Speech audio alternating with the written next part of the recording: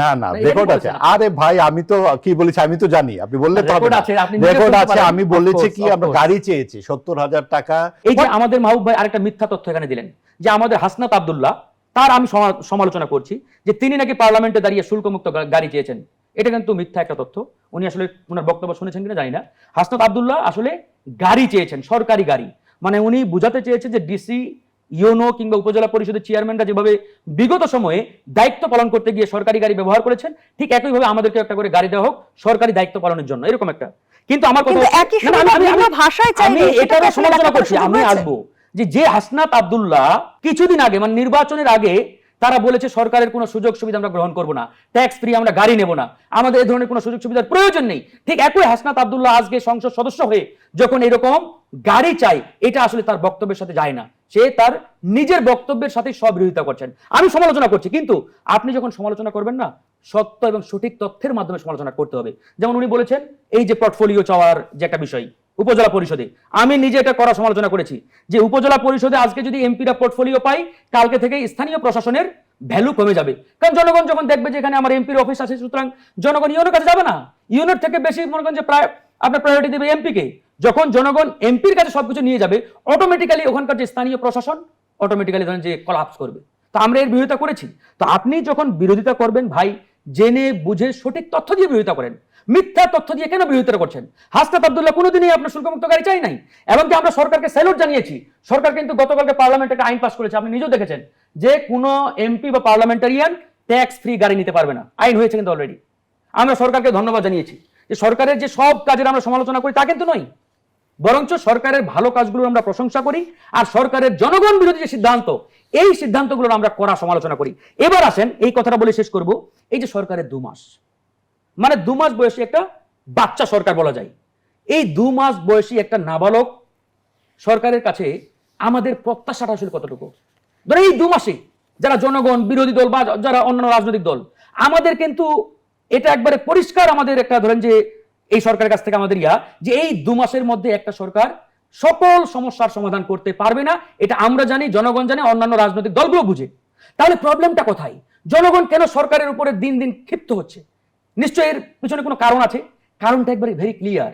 মানে আমাদের এই যে 54 বছরের রাজনৈতিক যে সিলসিলা, এই 54 বছরের রাজনৈতিক সিলসিলায় আমাদের রাজনীতিবিদরা জনগণের সামনে ট্রান্সপারেন্ট হইতে কোনো তথ্য আজ পর্যন্ত হাজির করতে পারে নাই। যেমন ধরেন এই যে পার্লামেন্ট চলছে এখন, পার্লামেন্টে দাঁড়িয়ে আমাদের এক মিনিস্টার বললেন যে আমাদের 3 মাসের তেলের রিজার্ভ আছে। তার পাশে আরেকজন মিনিস্টার লাফিয়ে উঠলেন, বললেন নো নো নো, আমাদের পর্যাপ্ত পরিমাণে মজুদ রয়েছে। মানে আমাদের তেলের কোনো সংকট নেই। ঠিক একইভাবে একই টাইমে পার্লামেন্টের পাশে পেট্রোল পাম্পে ঘন্টার পরে ঘন্টা শত শত হাজার হাজার গাড়ি দাঁড়িয়ে আছে, পেট্রোল পাচ্ছে না। তিনি যখন মোবাইল খুলে দেখেন যে আমার মিনিস্টার, আমার মন্ত্রী পার্লামেন্টে দাঁড়িয়ে বক্তব্য দিচ্ছে যে আমার পর্যাপ্ত তেলের মজুদ আছে, আর আমি এখানে 8 ঘন্টা দাঁড়িয়ে থেকেও আমি তেল নিতে পারছি না, তখন এসে গালি দিচ্ছে। এই যে কথাটা এই জন্যই বললাম যে মিনিস্টাররা যখন বক্তব্য দেবেন, জনগণের সামনে যখন উপস্থাপন করবেন, ট্রান্সপারেন্ট হইতে সঠিক তথ্যের মাধ্যমে জনগণকে বোঝাতে হবে এই প্রবলেম আমার দেশের একার প্রবলেম না, এটা একটা গ্লোবাল প্রবলেম, বৈশ্বিক সমস্যা। আর এই গ্লোবাল প্রবলেম সমাধান করার জন্য আপনাদের সকলের সহযোগিতা দরকার। এরকম ভাবে ট্রান্সপারেন্ট হইতে জনগণের সহযোগিতা চাইলে জনগণ আপনাকে কোঅপারেট করতে বাধ্য।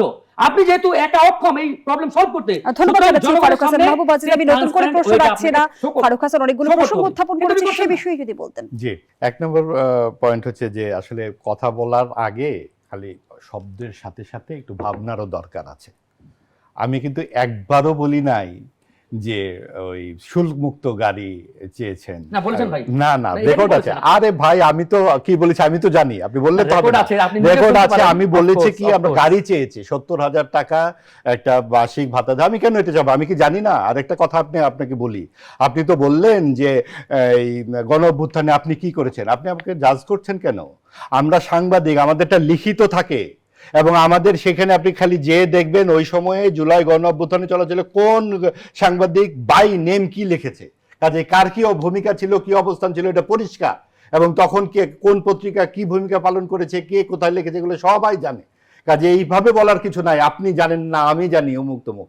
কাজে এইভাবে কথা বলাটা ঠিক না। 1 2 নাম্বার হচ্ছে আমি কি বলেছি, আমি বলেছি যে হাসনাত আব্দুল্লাহ গাড়ি চেয়েছে, এবং গাড়িটা সে কেন চেয়েছে বলেছে আমরা গ্রামে যেতে আমাদের একটা গাড়ি দরকার, যেভাবে অন্যরা পায় ইউএনওরা চায় সেভাবেই গাড়ি চেয়েছে। কিন্তু প্রশ্নটা হচ্ছে তারা যদি এখন গাড়ি চায় তাহলে তারা নির্বাচনটা করলো কি করে, এই হচ্ছে আমার প্রশ্ন। তখন গাড়িটা পেলো কোথায়? এইভাবেই ওই যে সেই গল্পের রাজার মতো, রাজা তোমার কাপড় কোথায়, বেরিয়ে আসছে গল্প যে রাজা তোমার ভোটটা কি করে, তুমি তো গাড়িই নাই, তাহলে তখন তুমি ভোট করলে কি করে? এই হচ্ছে প্রশ্ন। বুঝতে হবে কি কারণে প্রশ্নগুলো করা হচ্ছে। আরেকটা বিষয়, শহীদের সংখ্যা নিয়ে কোনো বিতর্ক করি নাই ভাই, খুব সামান্য একটা রসিকতা করেছি। হিউমার সেন্স থাকতে হবে তো। 631 দিন হয়েছে আজকে গণঅভ্যুত্থানের। 631 দিনের মধ্যে এই 9 মাস সংলাপ, নির্বাচন, পারিবারিক জীবন যাপন করে 1200 শহীদের পরিবারে যাওয়ার মতো সময় কিভাবে বের করলেন জামাতের আমির, সেই হিসাব দেন। এবং সেই 1200 বাড়ি বা 12টি বাড়িতে গেছেন তার ঠিকানা দেন। আমরা সেটা চেয়েছি। খালি একটা দাবি করলেই হবে না। আপনি বলে দিলেন 1200 বাড়িতে গেছি, এটা কি সম্ভব নাকি 631 দিনে এই 1200 বাড়িটিতে যাওয়া? এটা কোনো মানুষের পক্ষে সম্ভব? খালি একটা কথা বললেই হলো? এটার সাথে আপনার শহীদের সংখ্যার কি সম্পর্ক, মুক্তিযুদ্ধের বিতর্কের কি সম্পর্ক, আগস্টের শহীদকে ছোট করার কি সম্পর্ক? খালি চিৎকার করলেই হলো একটা কথা। আপনি 631 দিনে আপনি দাবি করবেন আর এটা হয়ে গেল? হয় না, এভাবে হয় না। আপনাদেরকে বুঝতে হবে আপনারা একটা শূন্যস্থান তৈরি করতে যাচ্ছেন। যারা চিৎকার করছেন সেই শূন্যস্থানটা হচ্ছে কাউকে কাউকে ফ্যাসিস্ট বলা।